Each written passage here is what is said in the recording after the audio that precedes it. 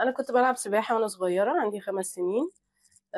ماما الله يرحمها يعني ابتدت معايا موضوع السباحة، ووالدي كمّل معايا. كنت باعمل بطولات، كنت شاطرة جدًا في السباحة، وده ما عطّلنيش عن الدراسة الحمد لله، بالعكس يعني السباحة يعني فعلًا العقل السليم في الجسم السليم. السباحة كانت بتخلّيني أكون شاطرة في المدرسة، والحمد لله عشان بتلعبي حاجة أنتِ مبسوطة منها أو بتعملي حاجة مش بس مطلوبة منِّك، لأ ده أنتِ مبسوطة منها يعني.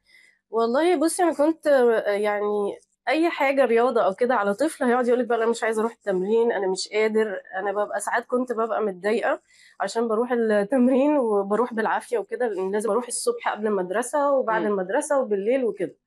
ولكن الحمد لله بفضل بابايا ومامتي إن هم صمموا إن أنا أفضل مكمّلة، دي أنا ما كنتش حاجة عارفاها إن هي حاجة في مصلحتي غير أمّا كبرت. أوكي. أنا كنت باروح الرياضة التزام، إمم. وأهلي كانوا بيساعدوني على ده.